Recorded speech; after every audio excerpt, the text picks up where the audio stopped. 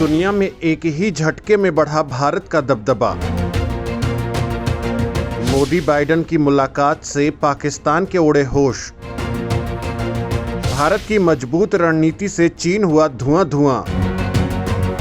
वैसे तो दोस्तों, पाकिस्तान और चीन पिछले एक सप्ताह से ही मोदी के एक्शन और रिएक्शन को आंखें फाड़ फाड़ कर देख रहे थे। लेकिन दोस्तों, देखते ही देखते मोदी ने दुनिया के सबसे बड़े मंच से एक साथ इन दो शैतानी ताकतों पर तलवार चला दी, वो भी बिना नाम लिए, क्योंकि मौका भी था और दस्तूर भी। क्योंकि दोस्तों, तालिबान सिर उठा चुका है, पाकिस्तान मोर्चा खोले पड़ा है, तो चीन अंदर खाने कारस्तानियों की धार तेज कर रहा है। दूसरी ओर दुनिया का सबसे बड़ा मंच सजा हुआ था। मोदी ने अमेरिका के दौरे पर एक के बाद एक न केवल वार किए, बल्कि इन शैतानी ताकतों की धार भी कुंद कर दी। क्वाड की मीटिंग में वो फैसले ले लिए जिनको सुनते ही चीन बौखला उठा, तो पाकिस्तान तो भरे मंच से हुई सर्जिकल स्ट्राइक से सदमे में है। ठीक उसी मंच से जिस पर चढ़कर उसके मियां नियाजी ने भारत के खिलाफ जहर उगला था। हालांकि दोस्तों, पाकिस्तान अपने बयानों पर खुश हो रहा था कि मोदी की बेजोड़ टीम ने कुछ ही मिनटों में पाकिस्तान की पतलून उतार दी थी, और बाद में खुद मोदी ने तो उसकी बखिया ही उधेड़ दी। वैसे दोस्तों, मोदी की अमेरिका विजिट के दौरान पाकिस्तान तो छोड़िए, चीन समेत तालिबान का ताबीज भी बन चुका है। लिहाजा दोस्तों, मैं आपको बताने वाला हूं कि आखिर मोदी ने ऐसा क्या कर दिया है जो अब पाकिस्तान की नींद उड़ी हुई है। क्योंकि जिनपिंग को बस मोदी की सर्जिकल स्ट्राइक का खौफ सता रहा है और तालिबान को बस बिलों में दुबक कर ही भारत के एक्शन को देख रहा है।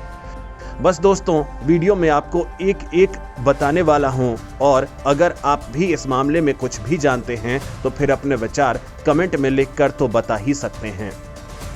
हद से गुजर गया था इमरान, मोदी ने कर दी सर्जिकल स्ट्राइक। कंगाल पाकिस्तान की बदजुबानी का परमानेंट इलाज। दोस्तों, पीएम मोदी ने पाकिस्तान के अनपढ़ पीएम की तरह संयुक्त राष्ट्र में बांग नहीं लगाई, बल्कि बड़े ही सलीके से न केवल पाकिस्तान को पानी पिला दिया, बल्कि चीन को चारों खाने चित्त कर दिया। इससे पहले दुनिया के इस सबसे बड़े मंच पर पाकिस्तानी मियां इमरान ने एक सेकंड में भारत के खिलाफ जहर उगला। खुद के पाकिस्तान में आतंक की फैक्ट्री को देख क्रिकेट खेलने आई टीम खौफ में मैदान छोड़ भाग गई।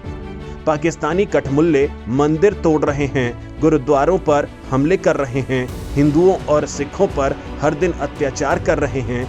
लेकिन मियां इमरान को तो अपनी औरत से भी ज्यादा कश्मीर की पड़ी थी, लिहाजा जमकर जहर उगला। वैसे ये कंगाल पाकिस्तान पहले भी इस मंच का इस्तेमाल भारत के खिलाफ कर चुका है। बावजूद इसके संयुक्त राष्ट्र में भारत का जवाब हमेशा संयमित रहा है। इस बार इमरान खान हद से गुजरे तो भारत की जाबाज टीम ने पाकिस्तान के कश्मीर वाले प्रोपेगेंडा पर लताड़ लगा दी। भारतीय फर्स्ट सेक्रेटरी स्नेहा दुबे ने उनकी बखिया उधेड़ डाली। स्नेहा ने याद दिला दिया कि सारी दुनिया ये मानती है कि पाकिस्तान की जमीन पर आतंकी पलते भी हैं और खुलेआम उन्हें सपोर्ट किया जाता है। बड़ी बात तो ये रही कि पहली बार इस बहादुर ऑफिसर ने पाकिस्तान को सीधे धमकी दे डाली कि वो अवैध तरीके से कब्जाए कश्मीर के हिस्सों को फौरन खाली कर दे। हालांकि दोस्तों, ये तो बस ट्रेलर था।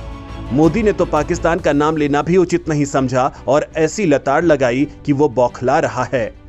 मोदी ने साफ कहा कि जो देश आतंकवाद का राजनीतिक इस्तेमाल कर रहे हैं, उसे समझ लेना चाहिए कि यही आतंकवाद उनके लिए भी उतना ही बड़ा खतरा है। मतलब साफ था कि बेटा, तालिबान को चाहे कितना भी खाद पानी दे दो, ये सबसे पहले तो तुझे ही डसने वाला है। दोस्तों, वैसे हालिया दिनों में खुद पाकिस्तान भी देख चुका है कि पाकिस्तान में तहरीक-ए-तालिबान ने पाकिस्तानी फौज की बखिया उधेड़ रखी है, तो वहीं अफगान तालिबानियों पर भी रहस्यमयी तरीके से हमले हो रहे हैं, जिससे उनके बीच खौफ बढ़ता ही जा रहा है। हिंद प्रशांत में भारत बनेगा सुपर शक्ति, अमेरिका के साथ भारत का बड़ा ऐलान। दोस्तों, यूएन में बोलने से पहले प्रधानमंत्री मोदी और अमेरिकी राष्ट्रपति बाइडेन की मुलाकात हो चुकी है, और इस बार ये मुलाकात चीन और पाकिस्तान को रौंदने वाली ज्यादा साबित हुई है। बाइडेन से मुलाकात के पहले उपराष्ट्रपति कमला हैरिस से मुलाकात में पीएम मोदी ने भारत को आने वाले वक्त की सुपर शक्ति बनाने की पटकथा लिख दी, क्योंकि माना जा रहा था कि अमेरिका की नई सरकार मोदी के साथ कोऑपरेट नहीं करेगी। लेकिन इस दौरे में तो माहौल ही कुछ और है। पाकिस्तान उम्मीद कर बैठा था कि उसे अमेरिका का सपोर्ट मिलेगा, लेकिन ना तो राष्ट्रपति बाइडेन ने अब तक कोई तवज्जो दी है और उपराष्ट्रपति कमला हैरिस ने तो पाकिस्तान को आतंकी ही घोषित कर दिया। मतलब क्लियर है कि अफगानिस्तान में तालिबान को सपोर्ट करके मियां इमरान की टीम फंस चुकी है। पाकिस्तान को आतंकवाद और कट्टरपंथ पर जोरदार झापड़ पड़ चुका है। और दोस्तों, अमेरिका, ऑस्ट्रेलिया और जापान के टॉप लीडर्स के साथ पीएम मोदी की चीन को चारों खाने चित्त करने की रणनीति भी तैयार कर ली। यानी न केवल हिंद महासागर बल्कि दक्षिण चीन सागर में अब चीन की छुट्टी तय है, जहां चीन दादागिरी बढ़ाता ही जा रहा है। इतना ही नहीं, भारत ने लगे हाथों तालिबान को छिन्न भिन्न करने का एजेंडा भी आगे बढ़ा दिया है। यानी अब अफगानिस्तान की आबोहवा बदलने वाली है। पंजशीर को भारत पहले ही सपोर्ट कर रहा है, जहां ताजिकिस्तान पूरे देश के ही 2 टुकड़े करने की रणनीति को आगे बढ़ाने में लगा है। यानी पंजशीर के योद्धा तालिबानियों के ऊपर लगातार हमले कर रहे हैं। इस मंच पर भारत चीन और पाकिस्तान की तालिबान को सपोर्ट करने वाली पोल खोलने में भी कामयाब रहा है, जिसका अमेरिका ने तो हाथों हाथ सपोर्ट भी कर दिया। इस दौरान बाइडेन ने चीन के खतरों से वाकिफ करवाया है और बड़ी बात यह है कि इससे निपटने में भारत का रोल सबसे बड़ा होने वाला है। भारत ने तालिबान का बना दिया है ताबीज। ना चीन और ना ही पाकिस्तान कर पाएंगे मदद। मोदी की अमेरिका यात्रा में मोदी ने जो काम सबसे टॉप प्रायोरिटी पर रखा था वो था तालिबान की बर्बादी। और दोस्तों, इस दिशा में तगड़े कदम आगे बढ़ चुके हैं। पहली बात तो ये रही कि दुनिया के 4 टॉप देश यानी अमेरिका, जापान, भारत और ऑस्ट्रेलिया ने एक सुर में कह दिया है कि वो तालिबान को मान्यता नहीं देंगे। चूंकि भारत, रूस, ईरान, सऊदी अरब, यूएई और ताजिकिस्तान से पहले ही मना करवा चुका है, जो खुद ही तालिबान को घुटनों पर लाने के लिए काफी है। क्योंकि जब मान्यता ही नहीं मिलेगी तो फिर तालिबान कुछ नहीं उखाड़ पाएगा। चीन और पाकिस्तान ने संयुक्त राष्ट्र में बहुत कोशिश की कि तालिबान को एंट्री मिल जाए, लेकिन यहां भी भारत ने पुरानी सरकार के दूतों को ही एंट्री दिला दी और इमरान जिनपिंग बस देखते रह गए। और इसके बाद व्हाइट हाउस में पीएम मोदी और राष्ट्रपति जो बाइडेन ने तालिबान को क्लियर वार्निंग भी दे दी है। बाकायदा संयुक्त बयान में कह दिया कि तालिबान से आगे से किसी को भी अफगान धरती का इस्तेमाल किसी दूसरे देश पर हमले के लिए ना होने दे।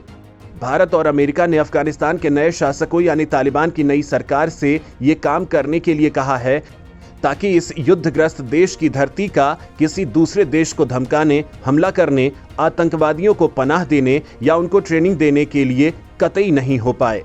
साथ ही तालिबान से तय शर्तों को पूरा करने के लिए कहा है, जिसमें महिलाओं, बच्चों और अल्पसंख्यक समूहों के मानवाधिकारों का सम्मान शामिल है।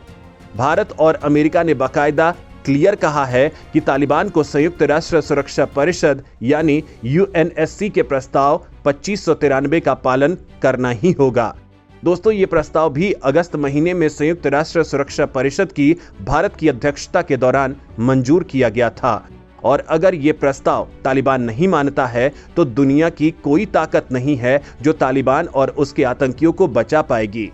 ठीक से कहें तो तालिबान का परमानेंट इलाज भारत से करवा दिया है। बस आने वाले दिनों में देखिए और क्या नए गुल खिलते हैं। वैसे दोस्तों, आपको क्या लगता है कि तालिबान इस प्रस्ताव को मानेगा और क्या मोदी तालिबान को 2 फाड़ करके अफगानिस्तान के ही 2 टुकड़े करने वाले मामले को आगे बढ़ा देंगे? आप कमेंट करके जरूर बताएं।